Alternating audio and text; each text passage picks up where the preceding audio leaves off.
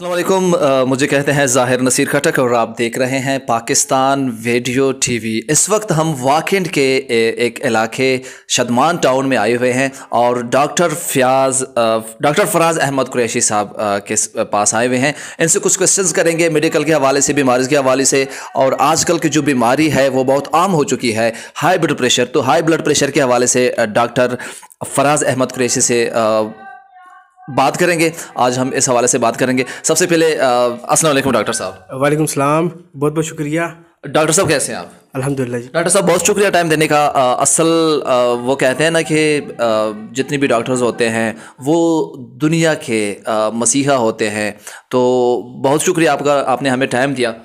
जी बिल्कुल, बहुत बहुत मेहरबानी आपकी, आप अपना कीमती वक्त निकाल के हमारे पास आए।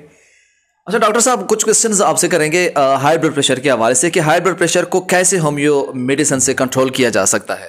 जी, जगह जो IBP है ये बेसिकली जब हम टेंशन, परेशानी, कोई एंग्जाइटी वगैरह होती है तो ये जो हमारा कोलेस्ट्रॉल का लेवल भी अगर बढ़ जाए तो उससे भी IBP।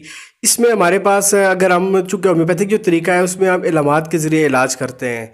IBP तो एक है जो बेसिक, उसमें डिज़ीज़ का नाम तो है कि एक ब्लड प्रेशर का, हाइपरटेंशन का इशू है, लेकिन जो हम उसके इलामात लेते हैं उसमें हम होम्योपैथिक जो मेडिसिन होगी, अगर सर में भराव, तपकन और गर्मी का एहसास होगा, खून का दौरानिया सर की तरफ होगा टेंशन की वजह से, तो हम उसमें होम्योपैथिक मेडिसिन जो बेलाडोना है उसका इस्तेमाल करेंगे। अगर नहीं है तो सिर्फ अगर आप उसको डिजीज़ वाइज देखें कि IBP है तो उस पर हम देते, उस पर आप होम्योपैथिक मेडिसिन और हम मैकेलकम का इस्तेमाल करेंगे। उसकी सिंगल डोज ही BP को जो होती है वो नॉर्मल कर देती है, और अगर आप उसको 1 वीक तक कंटिन्यू करते हैं तो बहुत अरसे तक जो है वो BP जो होता है उसको मुकम्मल तौर पे वो कंट्रोल में रखती है। अच्छा, thank you so very much. अच्छा डॉक्टर साहब, हाई जो ब्लड प्रेशर है, लो ब्लड प्रेशर है, ये आजकल के बहुत आम हो चुके हैं। बहुत सारे लोग, अगर आप देखें मोहल्ले में क्या कि मैं एक और एग्जांपल दे देता हूँ कि 100 में से तकरीबन आज के इस दौर में तकरीबन 75 लोगों को जो है हाई ब्लड प्रेशर का मसला जो है वो लाहक हो चुका। अच्छा, हाई ब्लड प्रेशर का मैदे पर क्या जो है वो असरात होते हैं, और ये ज़रा बता दीजिएगा। जी बिल्कुल, IBP का जो सबसे ज़्यादा असर होता है वो होता ही मैदे के ऊपर है। जब वो हाइपर टेंशन या इस तरह के किसी भी होते हैं तो आपका BP हाई होता है, तो वो मैदा की जो होती है, मैदे में अगर हमारे पास कोई भी पेशेंट आता है इधर तो वो कहता है मुझे तेज़ाबियत है, जलन है, H pylori पॉजिटिव है या कुछ है, एसिडिटी है, बर्निंग हो रही है स्टमक के अंदर, तो सबसे पहले उससे ये होता है कि आपको टेंशन लेते हैं, कोई परेशानी है, पहला क्वेश्चन ये होता है। वो उसका यस में आंसर करते हैं। जब वो ये करता है तो हमें उसमें बहुत ईजी हो जाता है कि हमें एक डायरेक्शन मिल जाती है उसकी केयर की। तो जब हम उसको मैदे के साथ कनेक्ट करते हैं IBP को, फिर हम BP देखते हैं, तो मैदे के जितने भी पेशेंट्स होते हैं उनमें 40 to 50% ऐसे होते हैं, बहुत सारे तो 50% ऐसे हैं जिनके पता ही नहीं होता उनका BP हाई है या लो है, वो चेक ही नहीं कराते, वो हॉस्पिटल्स की तरफ या चेकअप की तरफ जाते ही नहीं है। हालांकि दुनिया में इस तरह होता है कि जब आप 20 ईयर से अबाव होते हैं तो आपने अपना BP जो होता है वो एक दफ़ा 3 to 4 मंथ बाद अपने करीबी किसी क्लिनिक से, हॉस्पिटल से लाजमी चेकअप करवाना चाहिए। लेकिन पाकिस्तान में चूँकि ये ट्रेंड नहीं है, तो जो मैदे के अमराज है उसमें हम BP को जब देखते हैं तो अगर BP को और मैदे के साथ कनेक्ट करके देखेंगे मैदे के अमराज में, तो उसमें होम्योपैथिक जो मेडिसिन हम इस्तेमाल करेंगे उसको हम नक्स वोमिका, और जो मेरी इतने अरसे की प्रैक्टिस में जो चल रही है उसको मैं 2 तरीके से करता हूँ कि आपकी खुराक क्या है। अगर उनकी खुराक जो होती है वो वेजिटेबल्स वगैरह होती हैं ज़्यादा, तो हम उसको आर्सेनिक एल्बम के दायरे में ले जाते हैं, और अगर वो गोश्त या इस तरफ जाते हैं तो हम उनको नक्स वोमिका की तरफ ले जाते हैं। इससे एक तो उनके मैदे का जो बर्निंग, एसिडिटी वगैरह होती है वो इशू क्लियर हो जाता है, और दूसरा उसमें उसका BP भी कंट्रोल हो जाता है।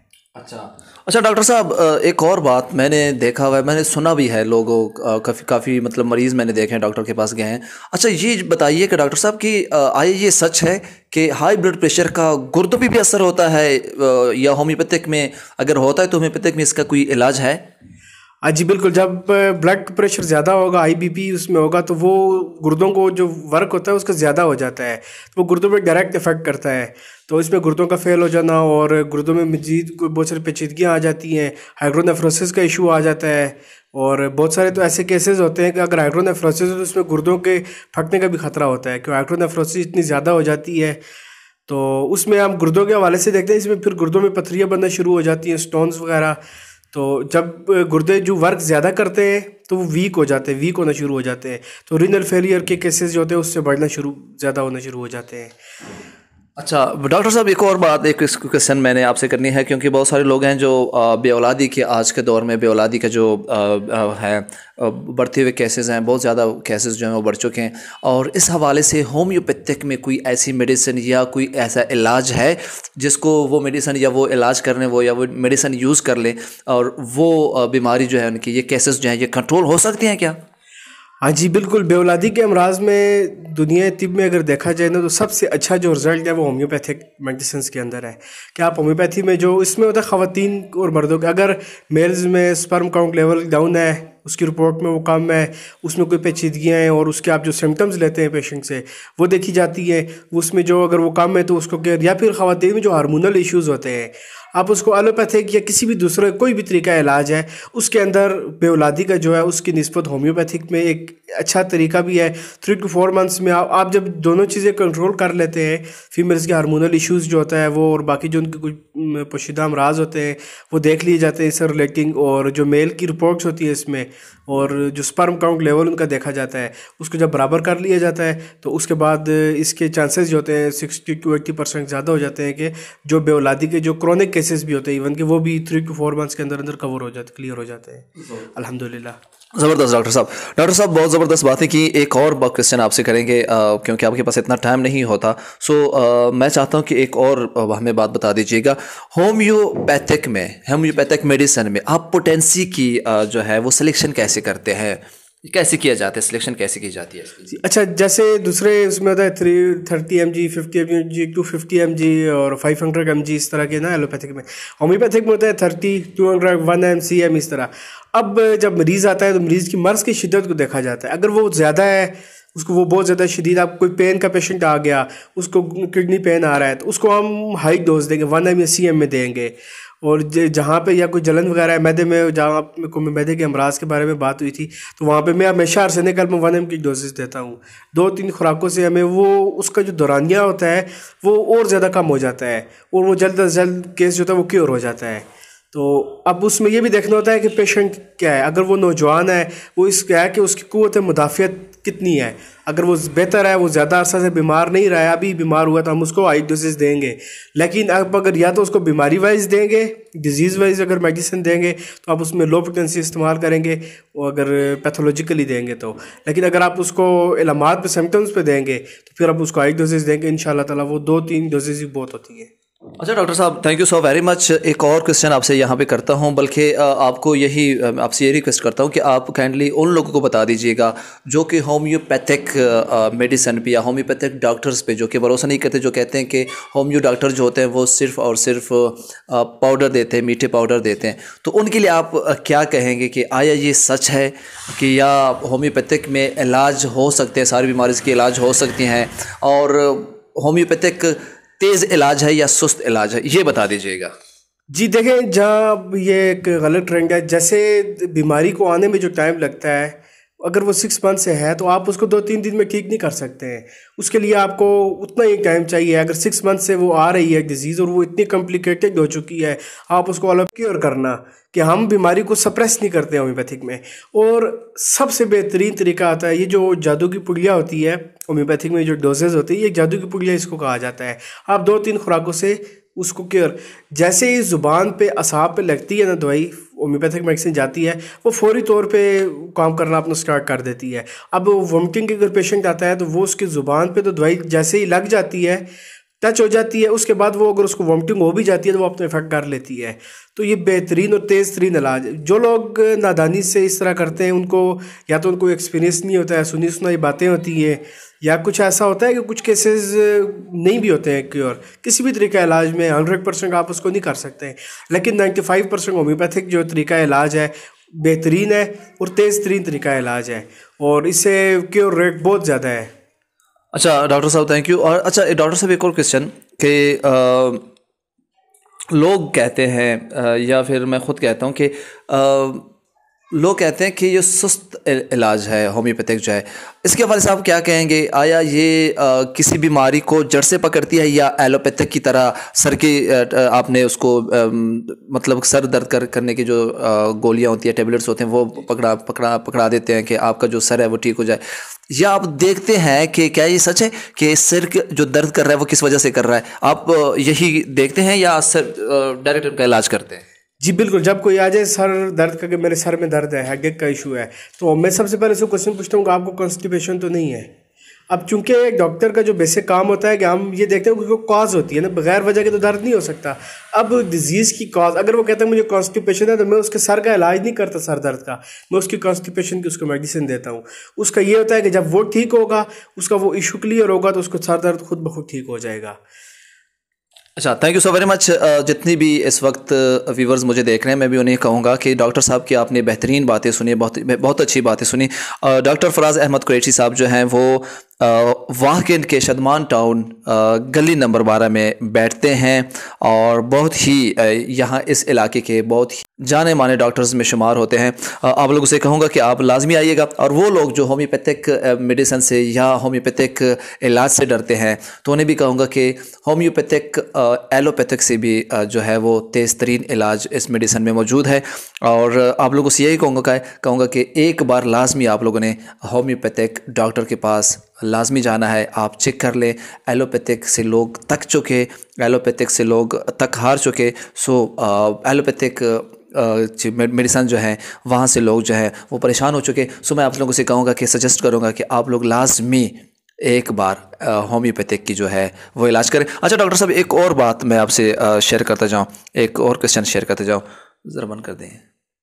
डॉक्टर साहब, बहुत सारे जो लोग हैं, मैंने बहुत सारे देखे हुए हैं, बहुत सारी दीवारों पे लिखा हुआ होता है कि यहाँ पे मर्दाना कमज़ोरी का इलाज किया जाता है, ये वो ऐसे फ़िक्रात मैंने देखे हुए हैं। तो मेरे दिमाग में ये क्वेश्चन आया कि मैं आपसे उस हवाले से भी पूछूं कि ये मर्दाना कमज़ोरी आया सच है? अगर सच है तो इसका इलाज कैसे मुमकिन हो सकता है? जी देखें, जो मर्दाना कमज़ोरी, चूँकि जैसे जैसे वक्त के साथ हमारी जो नाक़िस ग़िज़ा होती है, ग़िज़ा उस तरह से प्रॉपर नहीं होती है, तो इसका इशू आता है। इसमें हम उसका लैब टेस्ट कराते हैं, सेमन काउंट एनालिसिस कराते हैं, उसमें हमें स्पर्म काउंट लेवल आ जाता है और कुछ मरीज़ से सिम्टम्स लेते हैं। ओके डॉक्टर साहब, एक और क्वेश्चन आपसे करूँगा, मर्दाना कमज़ोरी के हवाले से बता दीजिएगा। मैं जहाँ भी जाता हूँ तकरीबन बाज़ार में देखे हैं, बहुत सारी दीवारों पे लिखा हुआ होता है मर्दाना कमज़ोरी का 100% इलाज किया जाता है। ये आया सच है? और अगर सच है तो ये बताइएगा कि होम्योपैथिक में इसका इलाज कैसे किया जाता है और किस हद तक जो है वो इलाज इसका किया जाता है? जी देखें, मर्दाना कमज़ोरी को बेसिकली हमारे मुल्क में एक ट्रेंड बना दिया गया है। हर दूसरा तीसरा बंदा इसी के पीछे भाग रहा होता है। जो कुदरत ने चीज़ पैदा की है, जिस तरह बनाया है ना, वो उसी तरह ही रहती है। हाँ, हमारी खुराक की वजह से या टेंशन, एंग्जाइटी, डिप्रेशन जो रहता है, उसकी वजह से कुछ पेचीदगियाँ ज़रूर आती हैं। उसको हम मेडिकली उसकी रिपोर्ट्स वगैरह कराते हैं, टेस्ट करवाते हैं, सेमन एनालिसिस का काउंट का टेस्ट करवाया जाता है और मरीज़ से कुछ इल्मात ली जाती हैं। उसकी बुनियाद पर जब उसकी रिपोर्ट्स देखी जाती है, अगर तो उसमें ये मसला जेन्युइनली पाया जाता है, उसके अंदर ये इशू, तो उसके लिए उसको होम्योपैथिक जो उससे सिम्टम्स ली जाती हैं, उसकी बुनियाद पर उसको अद्वियात देते हैं। तो विद इन 2 मंथ्स के अंदर अंदर अल्हम्दुलिल्लाह वो क्योर हो जाता है। हम उसकी दोबारा 2 महीने बाद दोबारा रिपोर्ट्स करवाते हैं, टेस्ट करवाते हैं कि जब वो उसके स्पर्म काउंट लेवल नॉर्मल हो जाता है, जो टाइमिंग का इशू होता है वो उसका थोड़ा सा बेहतर होता है, तो हम उसको इससे ज़्यादा अगर पेशेंट कहे कि आप हमें कुछ ऐसी अद्वियात दें, इससे भी ज़्यादा हो, तो उसके लिए फिर हम ऐसा कुछ काम नहीं करते, क्योंकि होम्योपैथिक जो तरीका है वो अगर कोई पे कमज़ोरी पाई जाती है तो उसको बेहतर कर सकता है। हम उसको और ज़्यादा बूस्ट करने के लिए कभी भी काम नहीं करते। मुंह में चाले और सोजिश के हवाले से डॉक्टर साहब बता दीजिएगा कि ये मैदे की वजह से होती है या कोई और बीमारी है इसकी? और होम्योपैथिक में भी ये बताइएगा कि इसका कोई इलाज हो सकता है? अगर हो सकता है तो किस तरीके से होगा? जी देखें, जब मैदे में बहुत ज़्यादा गर्मी हो जाती है, तेज़ाबियत वगैरह, तो वो मुंह पक जाता है, मुंह में छाले बन जाते हैं और गले में सोजिश होती है। उसमें वो जो कंद पेड़ों का होता है बच्चों में, उसमें भी गले में सोजिश वगैरह आती है, मुंह में ज़ुबान पे छाले वगैरह आ जाते हैं। तो उसके लिए अगर आप एलोपैथिक तरीका इलाज को देखें, इसके साथ मैयर करें, उसमें फोलिक एसिड और इस तरह कुछ 2-3 अद्वियात दे दी जाती हैं।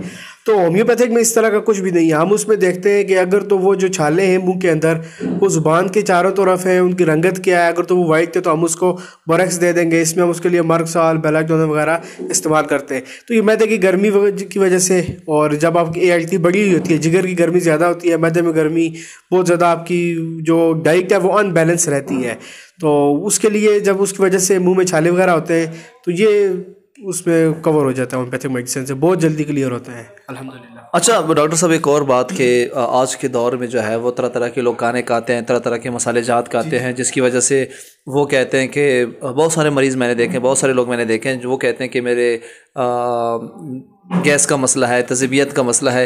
ये किस वजह से होता है? मसाले जात खाने की वजह से होता है, या अगर होता है इन चीज़ों की वजह से तो होम्योपैथिक जो है इलाज है वो होम्योपैथिक इसके हवाले से क्या कहते हैं? होम्योपैथिक मेडिसिन जो है या डॉक्टर्स जो हैं वो इसके हवाले से क्या कहते हैं? जी देखें, गैसेस बनना या जब हम लोग खाना खाते हैं सुबह, दिन को, रात को, और उसके बाद को वर्क नहीं होता है उस तरह से। अब रात को खाना खा के फ़ौरन सो जाते हैं लोग, तो खाना खा के सो जाना वो उस वजह से तज़बियत, गैस वर्क नहीं होता है, कैलोरीज ज़्यादा इनटेक होता है और उसका यूज़ नहीं होता है, तो वो एक तो ओबेसिटी बन जाती है, मोटापा आ जाता है, दूसरा गैस और मैदे को ख़राब हो जाता है, डिस्टर्ब हो जाता है कि जब आपकी बैलेंस डाइट नहीं होगी और मसाला जात का अंधाधुंध इस्तेमाल किया जाएगा तो उससे मैदे की जो वाल्स होती हैं जो अंदर स्टमक के अंदर वो तबाह हो जाती है मसाले की वजह से, तो गैस तज़बियत बनती है, उसकी वजह से गैस डाइजेशन का अमल जो होता है वो कम हो जाता है।